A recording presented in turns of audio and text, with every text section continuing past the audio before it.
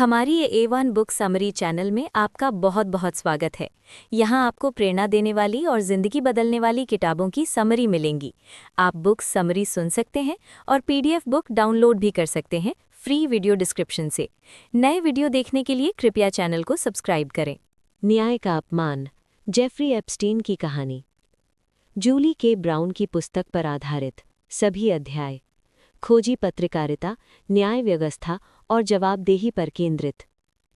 प्रस्तावना: एक पत्रकार जिसने सत्य की लड़ाई लड़ी। ये कहानी एक अपराध की नहीं, ये कहानी है उस अपराध की जो न्याय व्यवस्था के साथ किया गया। ये कहानी है उन पीड़ितों की जिन्हें न्याय मिलने से पहले दशकों तक इंतजार करना पड़ा। और ये कहानी है मियामी हेरल्ड की खोजी पत्रकार जूली के ब्राउन की, जिन्होंने तब भी सत्य खोजा जब पूरी व्यवस्था उसे दफनाने में लगी थी। जूली ब्राउन कहती हैं, पत्रकारिता का सबसे बड़ा उद्देश्य है उन लोगों की आवाज़ बनना जिनकी आवाज़ को दबाया गया हो। ये किताब उसी आवाज़ की दस्तावेज़ है।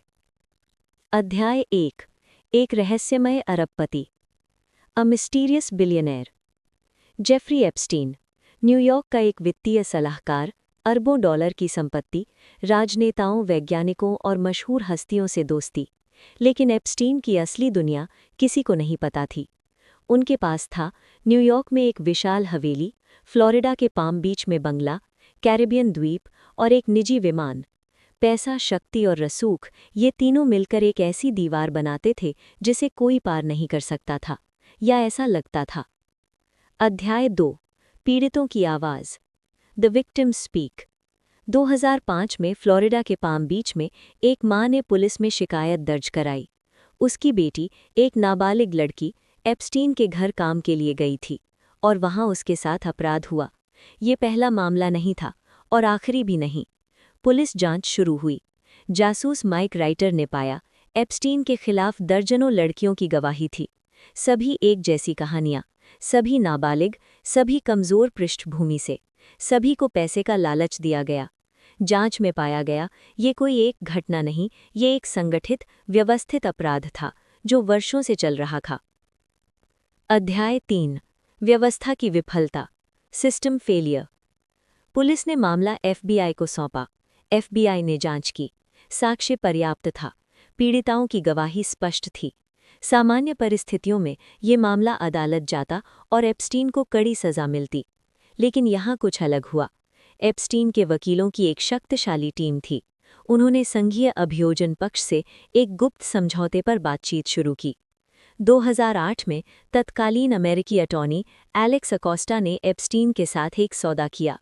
इस सौदे को कहते हैं नॉन प्रोसिक्यूशन एग्रीमेंट, यानी अभियोजन न करने का समझौता। एप्स्टीन को केवल 18 महीने जेल, उसमें से भी 12 घंटे वे रोज़ अपने दफ्तर जा सकते थे। और दर्जनों पीड़िताओं को इस समझौते के बारे में बताया ही नहीं गया। ये कानून का उल्लंघन था, ये न्याय का अपमान था। पीड़िताओं ने लड़ाई लड़ी, वकीलों ने अपील की, लेकिन हर बार पैसे और रसूख की दीवार ने न्याय का रास्ता रोका।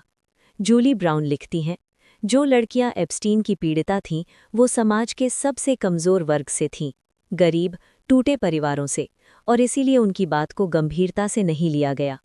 ये केवल एप्स्टीन का मामला नहीं था, ये उस व्यवस्था का मामला था जो अमीरों और शक्तिशालियों की ढाल बन जाती है।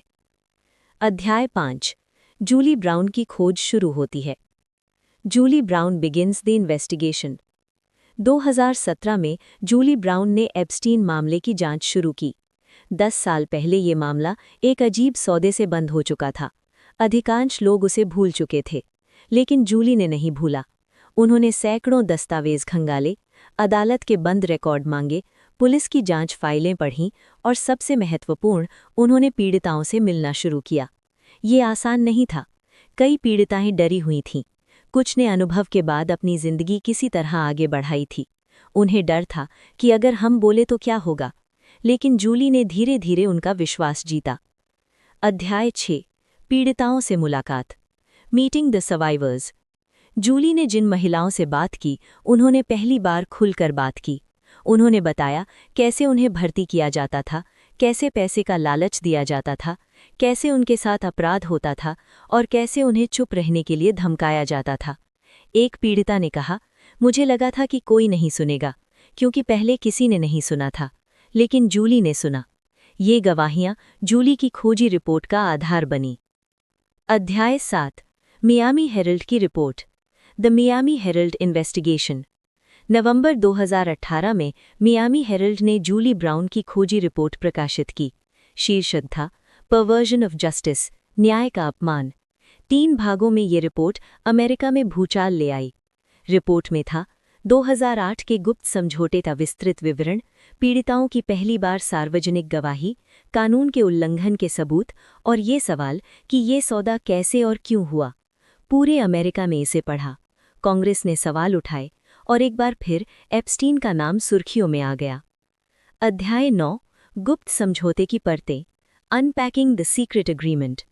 जूली ने अपनी जांच में पाया 2008 का वो गुप्त समझौता कई कानूनों का उल्लंघन था।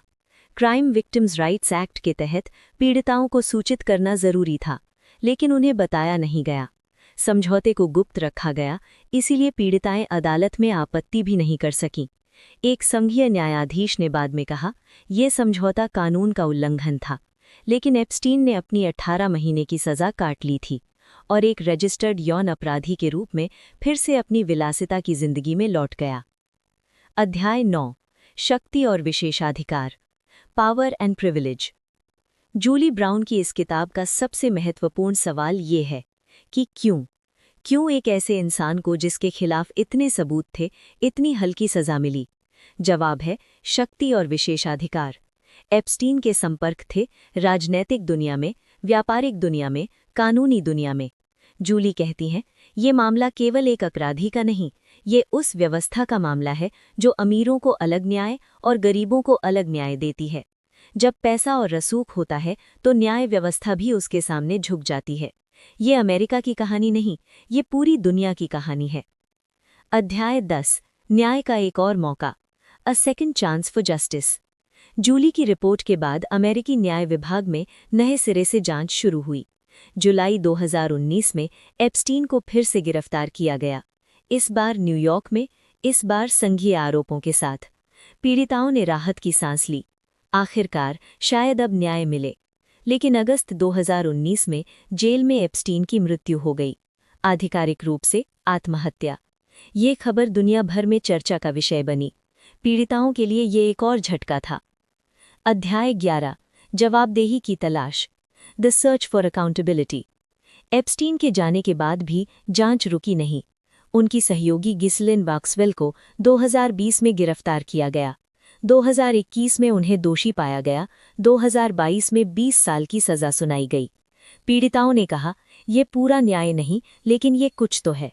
जूली ब्राउन कहती हैं, जवाबदेही का मतलब केवल एक इंसान को सजा देना नहीं, जवाबदेही का मतलब है उस पूरी व्यवस्था को सुधारना जिसने इसे होने दिया। अध्याय 12, खोजी पत्रकारिता की शक्ति, the power of investigative journalism.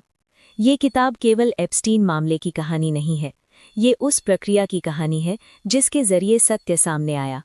Jully brown ने वर्षों तक हजारों दस्तावेज पढ़े, सैकड़ों लोगों से बात की, कानूनी बाधाएं पार की और अपनी सुरक्षा को दांव पर लगाया।